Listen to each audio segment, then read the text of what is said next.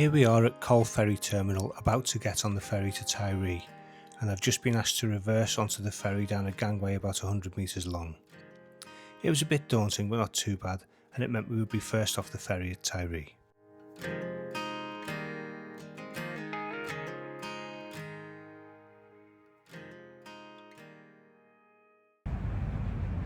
So this is us leaving Coll. It only takes about an hour to get to Tiree.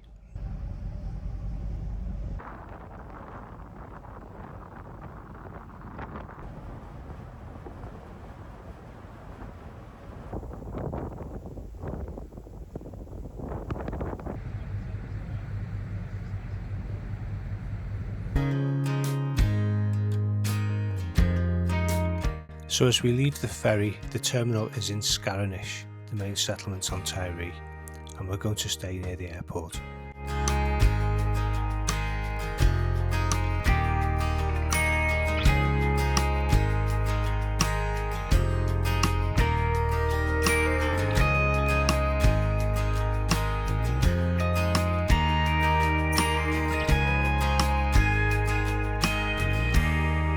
As you can see, it's a beautiful evening. Tiree seems much flatter than Coll and the roads are in better condition, so driving around the island is much easier. We were at our accommodation pretty quickly.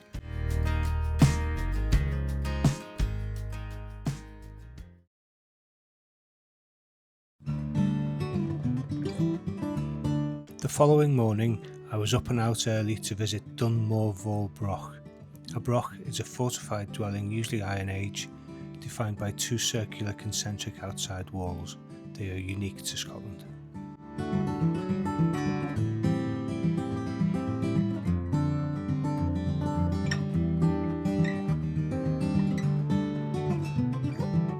This one is located on a rocky crag above a cliff near the village of Vaul, so we're off there now.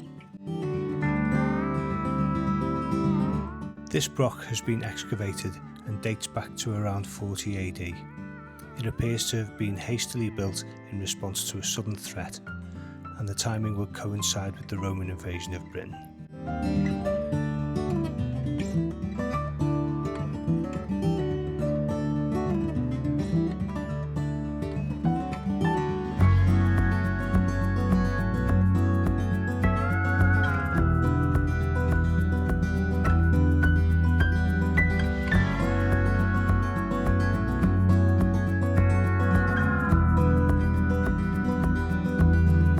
Amongst the finds were Roman glass and pottery, so the people here clearly had some contact with the Romans either directly or indirectly, though there was no Roman invasion of the Western Isles.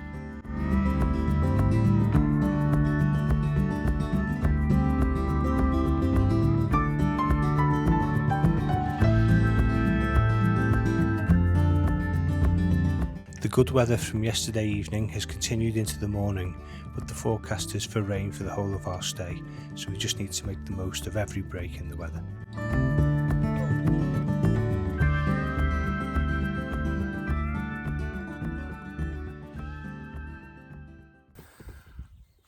Right, so good morning. 6:30 in the morning. I'm out here nice and early just because there's a vague piece of reasonable weather. We're here at Mor Vaul Broch. I'm just hoping to do a bit of filming here at this time while we've got half a chance. I'm in the right place because I was a bit worried as I was walking down that I wasn't, but there's a nice sign here which I'll take a shot of. So let's get over there, shall we?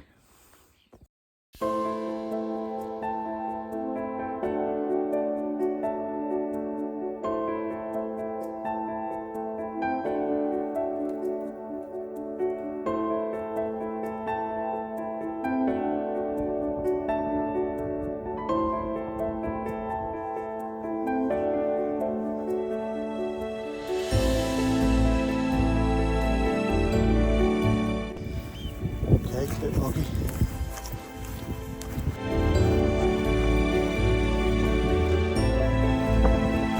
I can actually see the line of how I get there now.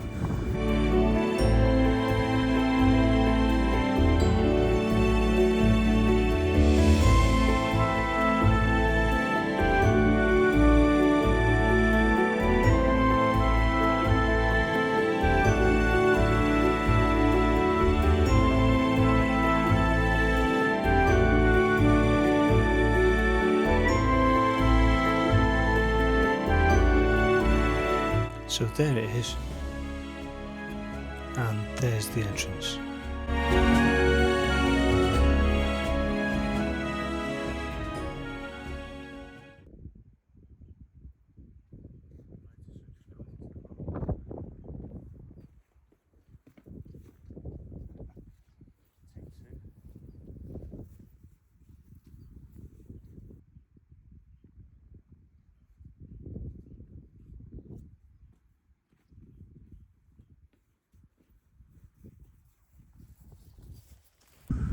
Yeah, so there's quite a few gaps in the walls here, little entrances to get through.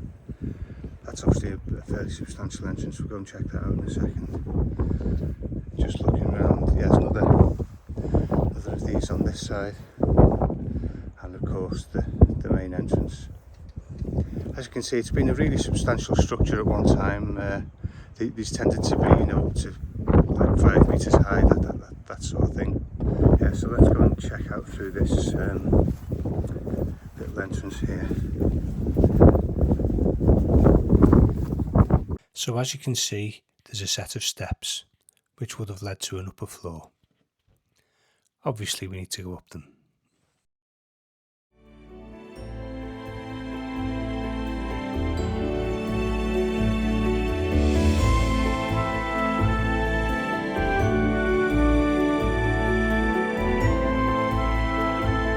Spectacular stuff.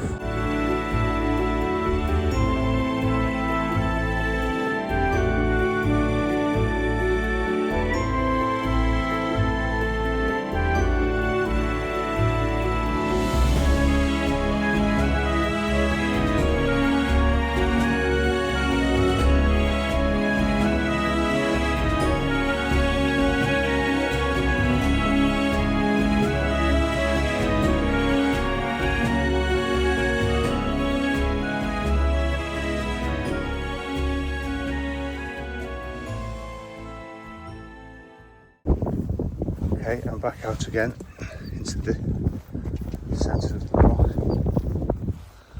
Can't quite imagine what this is for.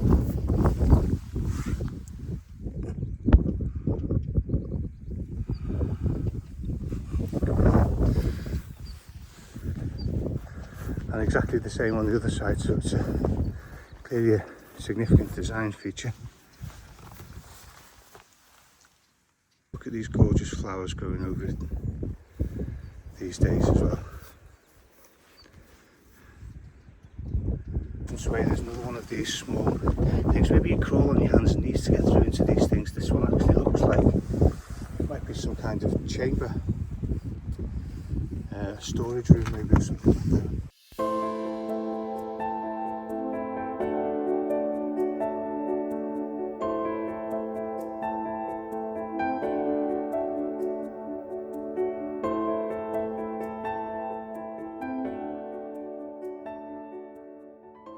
See the size of some of the boulders involved in this structure. That lintel just above there. You've got to bring them all the way up to this rugged, isolated coastline. And these ones on the entrance floor, they've obviously fallen down over the years. That is one huge rock, as are some of the others. Again, this looks like, that one there looks like the lintel, I think, that used to be above this entranceway. No idea how they got them up here. And all these rocks surrounding it are where the broch has collapsed over time. And at the bottom of the broch as well, the foundation stones, absolutely enormous.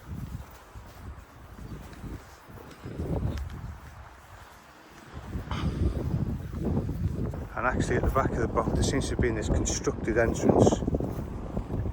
I assume this is original. There appears to be rocks that have been deliberately placed there, which are now covered in grass. Which is why there is that area that's been built up between the two inner walls, in the space between the two outer walls. Sorry.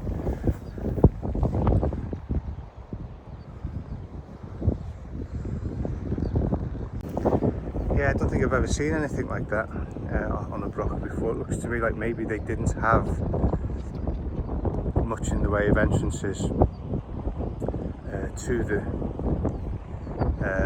space between the two outer walls, and so to get up the stairs, maybe what you did is they kind of constructed this way into the upper floor. Just a guess.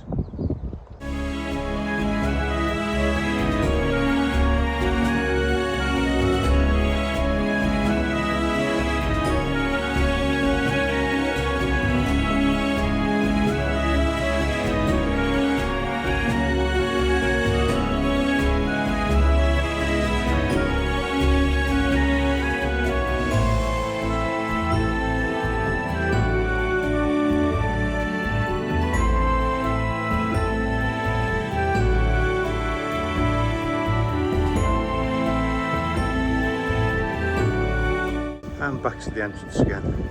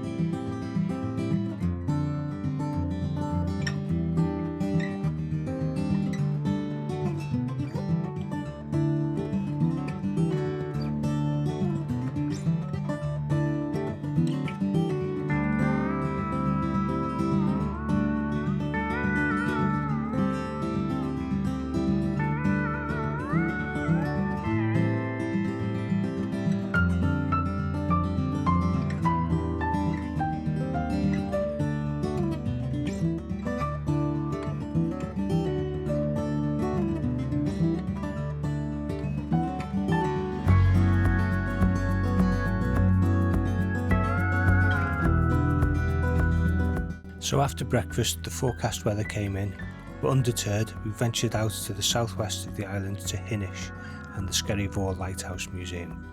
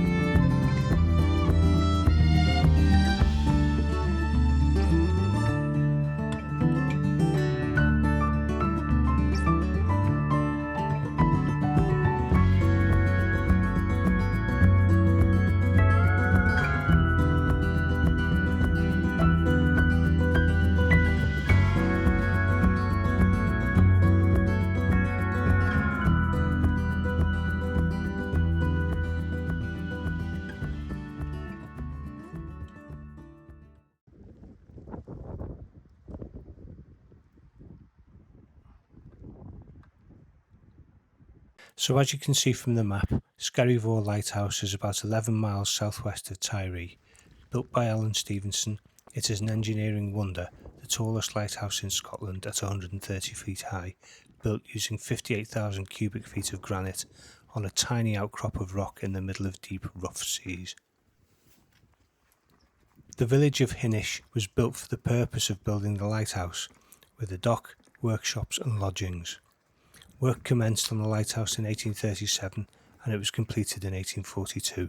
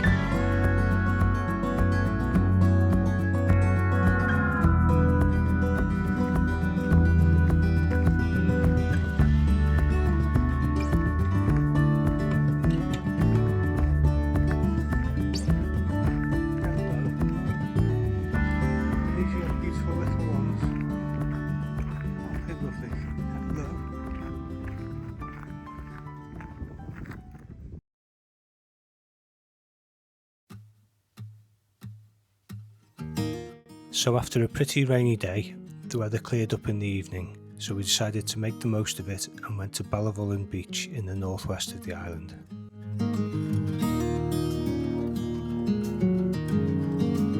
The beaches on the west of Tiree are renowned as some of the best surfing beaches in the UK, including this one. There were a few surfers when we got there.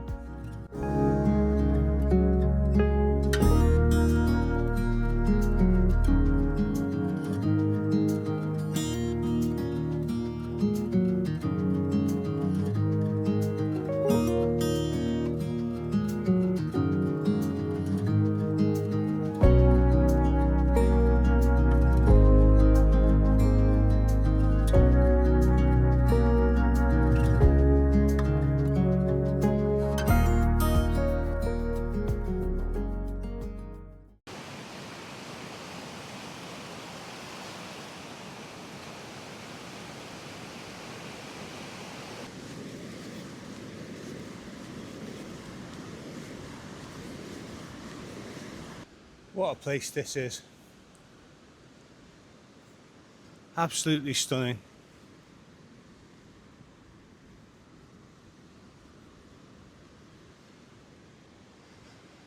There's bigger beaches on Tiree. I think probably show some of those elsewhere in the video as well. Got Beach in particular is absolutely huge. But I think the slightly smaller ones are my favourites. There's something about them being a bit more intimate and a bit less expansive that I prefer, but you know, each to their own.